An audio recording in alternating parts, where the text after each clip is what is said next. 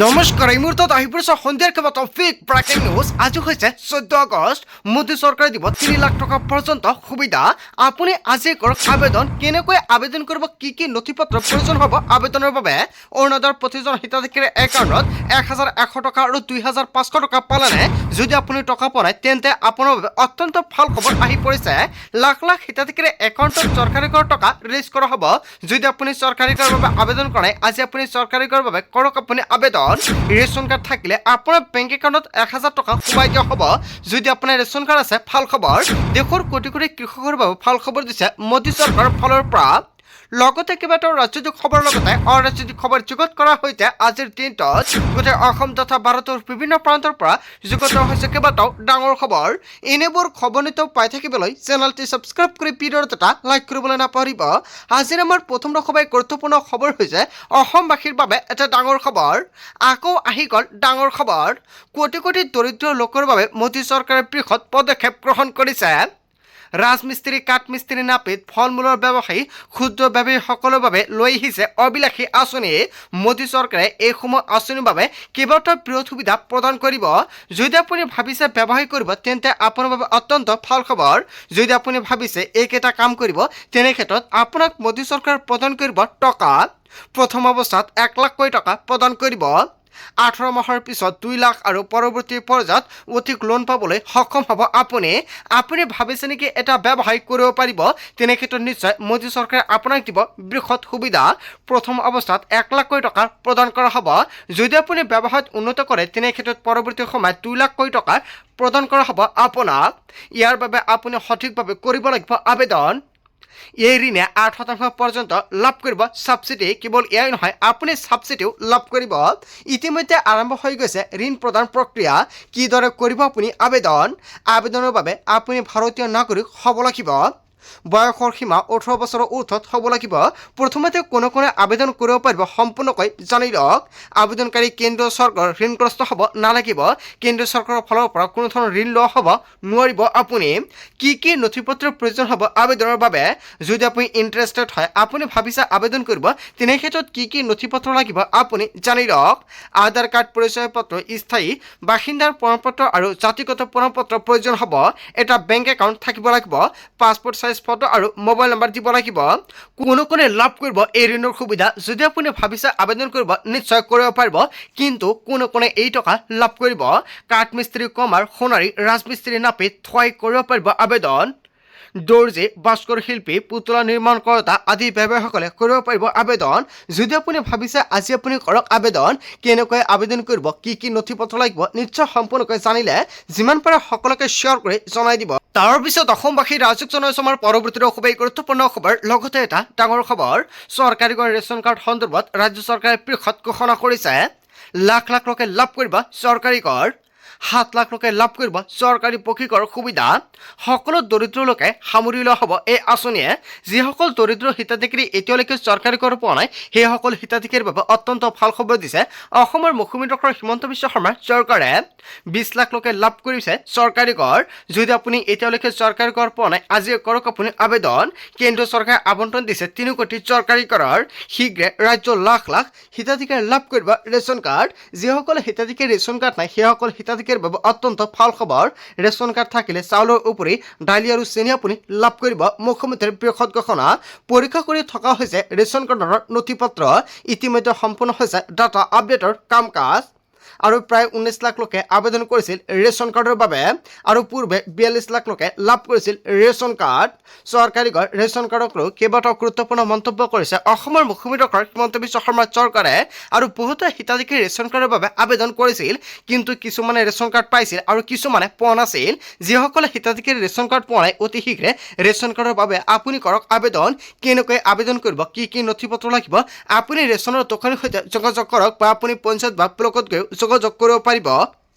তাৰ পিছত অসমবাসী ৰাজক জনসমাৰ পৰৱৰ্তী খুবেই গুৰুত্বপূৰ্ণ খবৰ লগতে এটা ডাঙৰ খবৰ লাখ লাখ যুৱক যুৱতীৰ বাবে আহি গ'ল ভাল খবৰ পিএম বিশ্বকৰ্মা আঁচনিত আপুনি আবেদন কৰিছে নেকি আবেদনকাৰীসকলৰ বাবে ভাল খবৰ দিছে কেন্দ্ৰীয় চৰকাৰে শীঘ্ৰে আবেদনকাৰীসকলে লাভ কৰিব চৰকাৰী ধন 3টা পৰ্যায়ৰ পৰীক্ষাৰ পিছতে বাছনি কৰা হৈছে হিতাধিকাৰী সমগ্ৰ দেশতে 25.8 নিযুত যুৱক যুৱতীয়ে কৰিছিল আবেদন ইয়াৰে 2.37 নিযুত আবেদনকাৰী 3 ষ্টেপ ভেৰিফিকেশ্যন সফলতাৰে সম্পূৰ্ণ কৰিছে এই আঁচনিৰ জৰিয়তে প্ৰতিগৰাকী হিতাধিকাৰী লাভ কৰিব 15,000 কোটি টকা নিজৰ কামৰ বাবে প্ৰয়োজনীয় সঁজুলি কিনিব পাৰিব এই টকাৰে কেন্দ্ৰ চৰকাৰে দিছে এটা ভাল খবৰ আপুনি পিএম বিশ্বকৰ্মা আঁচনিত আবেদন কৰিলে নে যদি আপুনি কৰিছে নিশ্চয় আপোনাৰ বেংক একাউণ্টত 15,000 টকা লাভ কৰিছে যদি আপুনি টকা পোৱা নাই এতিয়া এটা কমেণ্ট কৰি জনাই দিয়ক যিসকলে ভাবিছে আবেদন কৰিব কি নথিপত্ৰৰ প্ৰয়োজন হ'ব আপোনাৰ বেংক একাউণ্ট ৰেচন কাৰ্ড আৰু আধাৰ কাৰ্ড থাকিব লাগিব এইখিনি নথিপত্ৰ থাকিলে আপুনি আবেদনৰ বাবে যোগ্য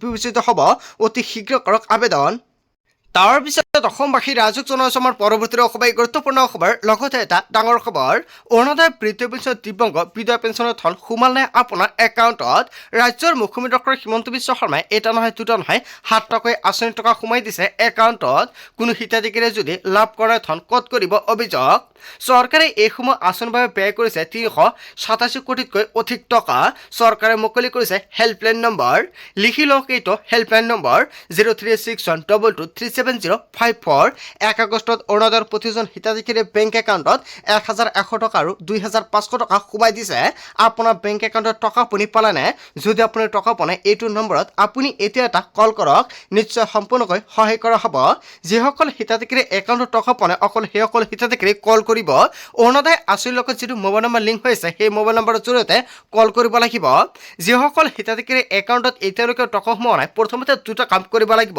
নম্বৰ 1 আধাৰ কাৰ্ডৰ সৈতে বেংক একাউণ্ট লিংক কৰিব লাগিব নম্বৰ 2 একাউণ্টৰ সৈতে ডিবিটি মাধ্যমটো লিংক থাকিব লাগিব যদি আপোনাৰ একাউণ্টৰ সৈতে বেলেগ এটা একাউণ্ট লিংক হৈ আছে হ'ব পাৰে সেইটো একাউণ্টত আপোনাৰ টকা সোমাইছে প্ৰথমতে চেক কৰিব আপোনাৰ বেংক একাউণ্ট কেইটা আছে যদি দুটা বা তিনিটা বেংক একাউণ্ট আছে আপুনি 2ৰ পৰা 3টা বেংক একাউণ্ট চেক কৰিব যিকোনো এটাতে আপোনাৰ একাউণ্টত টকা সোমাব পাৰে আচলতে চৰকাৰে ডিবিটিৰ জৰিয়তে টকাটো সোমাই দিয়ে হ'ব পাৰে আপোনাৰ বেলেগ এটা একাউণ্টত অৰুণোদয় আঁচনিৰ টকা সোমাই গৈছে বা বেলেগ এটা একাউণ্টৰ সৈতে ডিবিটি মাধ্যমটো লিংক হৈ আছে বহুতৰে এনেকুৱা হৈছে আপোনাৰ আগতে যিটো একাউণ্টত টকা সোমাইছিলে হ'ব পাৰে সেইটো একাউণ্টত টকাটো সোমোৱা নাই সেয়েহে আপোনাৰ একাউণ্টৰ সৈতে যিটো ডিবিটি লিংক হৈ আছে অকল সেইটোতহে এই টকা লাভ কৰিব এটা ফোন কৰোঁতে লাভ কৰিব চৰকাৰী ধন নতুনকৈ অৰুণোদয় আঁচনি লাভ কৰা হিতাধিকাৰী একাউণ্টত জমা হ'ব ধনৰাশি প্ৰতিগৰাকী হিতাধিকাৰী একাউণ্টত ধন সোমোৱাটো নিশ্চিত কৰিছে চৰকাৰৰ ফালৰ পৰা বৃদ্ধ পেঞ্চন লাভ কৰা হিতাধিকাৰী একাউণ্টত চৰকাৰে এই টকা জমা কৰি দিছে দিব্যাংগ শ্ৰেণীৰ ধন জমা হৈছে আপোনালোকৰ বেংক একাউণ্টত ডিবিটি যোগে হিতাধিকাৰী লাভ কৰিলে চৰকাৰী ধন প্ৰতিগৰাকী হিতাধিকাৰী একাউণ্টত চৰকাৰৰ ফালৰ পৰা ডিবিটিৰ জৰিয়তে টকা ৰিলিজ কৰা হৈছে তাৰ পিছত অসমবাসী ৰাজক জনসমাৰ পৰৱৰ্তী খুবেই গুৰুত্বপূৰ্ণ খবৰ লগতে এটা ডাঙৰ খবৰ বানাকান্তৰ স্বাৰ্থত অখিল গগৈৰ আন্দোলন ঘোষণা কাইলৈৰ পৰা উজনি অসম কঁপাব অখিল গগৈয়ে পুনৰ আন্দোলনত নামিব অখিল গগৈয়ে এলানি কাৰ্যসূচী ঘোষণা কৰিছে অখিল গগৈয়ে 15 আগষ্টত অখিল গগৈৰ অনশন কাৰ্যসূচী 17 আগষ্টত নাজিৰাত ONGCৰ মুখ্য কাৰ্যালয়ত ধৰ্ণা আৰু 19 আগষ্টৰ পৰা 4খনকৈ গণসমাৱেশত ভাগ ল'ব অখিল গগৈয়ে শিৱসাগৰ সোণাৰী নাজিৰা আৰু মৰিয়নি আৰু টিয়কত গণসমাৱেশ অবৈধ খননকাৰীসকলৰ ওপৰত শাস্তি হ'বই লাগিব ক্ষতিগ্ৰস্ত প্ৰতিটো পৰিয়ালে 10 লাখ টকাৰ ক্ষতিপূৰণ পাবই লাগিব ৰাইজৰ দুখত মই মৌন হৈ নাথাকোঁ ৰাজনীতিৰ পাছত এতিয়া মানুহৰ কাষত মানুহৰ হাতত থিয় দিয়ক বন্যাৰ্তৰ হাতত অখিল গগৈৰ আন্দোলন ঘোষণা তাৰ পিছত অসমবাসী ৰাজক জনসমাৰ পৰৱৰ্তী খুবেই গুৰুত্বপূৰ্ণ খবৰ লগতে এটা ডাঙৰ খবৰ উৎকট গৰমক লৈ বৃহৎ সিদ্ধান্ত শিক্ষা বিভাগৰ গৰমৰ বাবে সলনি কৰা হ'ল বিদ্যালয়ৰ সময়সূচী পুৱা 7:30 বজাৰ পৰা আৰম্ভ হ'ব পাঠদান আৰু শিক্ষাৰ্থীৰ স্বাস্থ্য সুৰক্ষাৰ প্ৰতি লক্ষ্য ৰাখি চৰকাৰে এই সিদ্ধান্ত গ্ৰহণ কৰিছে শিক্ষাৰ্থীৰ স্বাস্থ্য সুৰক্ষাৰ প্ৰতি লক্ষ্য ৰাখি সিদ্ধান্ত শিক্ষা বিভাগৰ চৰকাৰী বেচৰকাৰী সকলো বিদ্যালয়ৰ বাবে প্ৰযোজ্য হ'ব এই নিয়ম 17 আগষ্টৰ পৰা প্ৰযোজ্য হ'ব সময়সূচী সাল সলনি আৰু নিম্ন প্ৰাথমিক আৰু মধ্য ইংৰাজী উচ্চ আৰু উচ্চতৰ মাধ্যমৰ বাবে জাননী জাৰি কৰা হৈছে। নিম্ন প্ৰাথমিকৰ সময়সূচী 7:30 বজাৰ পৰা 11:30 বজালৈকে আৰু মধ্য ইংৰাজীৰ সময়সূচী 7:30 পৰা 12 বজালৈকে আৰু উচ্চ আৰু উচ্চতৰ মাধ্যমিকৰ সময়সূচী 7:30 পৰা 12:30 বজালৈকে। কোনো চৰকাৰী বেচৰকাৰী বিদ্যালয়ে সলনি কৰিব নোৱাৰিব নিয়ম। শ্ৰীভূমি জিলাৰ বিদ্যালয়ৰ পৰিদৰ্শকৰ কাৰ্যালয়ৰ জাননী জাৰি কৰা হৈছে। উৎকট গৰমক লৈ বৃহৎ সিদ্ধান্ত গ্ৰহণ কৰিছে শিক্ষা বিভাগে। তাৰ পিছত অসমবাসী ৰাজক জনাইছে আমাৰ পৰৱৰ্তী অসমে গুৰুত্বপূৰ্ণ খবৰ। লগতে এটা ডাঙৰ খবৰ, কোনো ইউটিউবাৰৰ বেংক একাউণ্টত সোমাল 25 লাখ টকা। আন এটা ডাঙৰ খবৰ আহি পৰিছে, কোন ইউটিউবাৰৰ বেংক একাউণ্টত 25 লাখ টকা সোমাই গ'ল। ৰাইজৰ ধন আত্মসাৎ কৰাৰ পৰিকল্পনা কাৰ? ৰাইজে দিয়া ধনত কোন ইউটিউবাৰৰ চকু? কোনোৱাই গড় বনাই দিছে, কোনোৱাই নাটক কৰি আছে। বাৰাকান্তৰ ৰাইজক সহায় কৰাৰ নামত ধন তুলি অপব্যৱহাৰ। ইলেক্ট্ৰনিক দোকানৰ পৰা কোন ইউটিউবাৰে কিনিলে ফিনাইল? ভিডিঅ' বাৰ্তাৰে বিস্ফোৰক মন্তব্য কৰিছে কণ্ঠশিল্প নীলোৎপল বৰাৰ। কোন ইউটিউবাৰে বেংক একাউণ্টত সোমাল 25 লাখ টকা? আচলতে এটা ডাঙৰ প্ৰশ্ন উত্থাপিত কৰিছে। তাৰ পিছত অসমবাসী ৰাজক জনাইছে আমাৰ পৰৱৰ্তী অসমে গুৰুত্বপূৰ্ণ খবৰ। লগতে এটা ডাঙৰ খবৰ, ডিলিট কৰা হ'ল 7 লাখ ফেচবুক আৰু ইনষ্টাগ্ৰাম একাউণ্ট। মেটাই বিগ একশ্যন আৰম্ভ কৰিছে। ছ'চিয়েল মিডিয়াৰ একাউণ্টক লৈ কঠোৰ মেটা। 16 বছৰ বয়সৰ তলৰ ছ'চিয়েল মিডিয়া ব্যৱহাৰকাৰীৰ বিৰুদ্ধে একশ্যন মোডত। এইফালৰ পৰা আঁতৰাই পেলোৱা হৈছে একাউণ্ট। 16 বছৰ বয়সৰ তলৰ কিশোৰ আৰু কিশোৰীৰ বাবে নিষিদ্ধ ফেচবুক আৰু ইনষ্টাগ্ৰাম। এতিয়ালৈকে ইনষ্টাগ্ৰাম বন্ধ কৰা হ'ল প্ৰায় 4,65,000টা একাউণ্ট আৰু ফেচবুক বন্ধ কৰা হ'ল 2,92,000 একাউণ্ট আৰু এই সংখ্যা বৃদ্ধি পোৱাৰ সম্ভাৱনা। ইয়াৰ জৰিয়তে একাউণ্টবোৰ চিনাক্ত কৰা হৈছে। বৰ্তমান অষ্ট্ৰেলিয়াত এই কঠোৰ ব্যৱস্থা গ্ৰহণ কৰিছে মেটাই। পৰ্যায়ক্ৰমে বিশ্বৰ আন আন দেশতো এই ব্যৱস্থা গ্ৰহণ কৰা হ'ব। সমগ্ৰ বিশ্বৰ দৃষ্টি নিবদ্ধ মেটাৰ ওপৰত আৰু ডিলিট কৰা হ'ল 7 লাখ ফেচবুক আৰু ইনষ্টাগ্ৰাম একাউণ্ট। আজিৰ মূল ভিডিঅ'খনত আপোনালোকক এইখিনি সৰু কেইটামান ইনফৰমেশ্যন দিবলগীয়া আছিলে। ভিডিঅ'টি ভাল লাগিলে লাইক কমেণ্ট শ্বেয়াৰ কৰি দিয়ক। So thank you for watching full video.